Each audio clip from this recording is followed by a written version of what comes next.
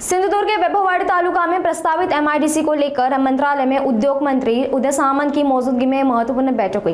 बैठक में ग्रामवासियों की भावना और जमीन के इतिहास को ध्यान में रखते हुए नादवड़ी की प्रस्तावित जमीन बदलने का निर्णय लिया गया। इसकी जानकारी देते हुए पालक मंत्री नितेश राणे ने बताया कि वैभववाड़ी तालुका में ही एमआईडीसी के लिए वैकल्पिक जमीन तय करने के निर्देश एमआईडीसी के मुख्य कार्यकारी अधिकारी और सिंधुदुर्ग के जिलाधिकारी को दिए गए हैं। उन्होंने कहा कि नई जगह एमआईडीसी बनने से वैभववाड़ी के साथ कोल्हापुर क्षेत्र को भी रेल संपर्क और उद्योग विकास का लाभ मिलेगा। आइए एक नजर डालते हैं उनके विस्तृत बयान पर। कालच मंत्रालयामध्ये राज्याचे उद्योग मंत्री आदरणीय उदय सामंतजींबरोबर नादवडे वैभववाडीमध्ये प्रस्तावित असलेल्या एमआयडीसी संदर्भात एक बैठक झाली। अतिशय सकारात्मक बैठक झाली। पण त्यानंतर नादवडे गावाचे मुंबई मंडळ असो किंवा महत्त्वाचे ग्रामस्थ असो त्या सगळ्यांनी अत्यंत महत्त्वाची माहिती त्या जमिनी संदर्भात माझ्यापर्यंत पोहोचवली।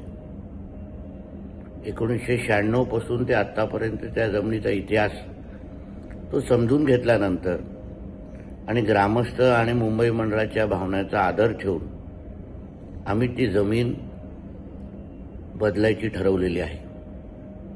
आता एमआयडीसी जी वैभववाडीमध्ये येणार आहे ती दुसऱ्या जागेवर येणार आहे, दुसऱ्या जमिनीवर येणार आहे आणि त्या संबंधीचे आदेश मी एमआयडीसी सीईओ आणि सिंधुदुर्ग कलेक्टरला त्या दृष्टिकोनातून दिलेले आहेत। त्यांना मी दुसरी पर्यायी जमीन वैभववाडी तालुक्यातच एमआयडीसीसाठी शोधायला सुरुवात करण्यासाठी सांगितलेलं आहे। लवकरच ती जमीनही नक्की होईल आणि आपली एमआयडीसी पण वैभववाडी तालुक्यामध्ये नक्की येईल।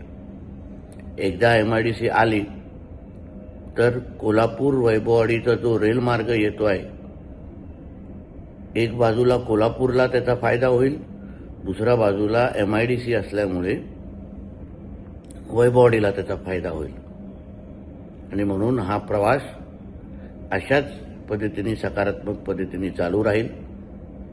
फक्त वेगळ्या जमिनीवर आपली ती एमआयडीसी लवकरच नक्की उभी राहील हा विश्वास मी जिल्ह्याचा पालकमंत्री म्हणून सगळ्यांना देतो। धन्यवाद। जय हिंद, जय महाराष्ट्र।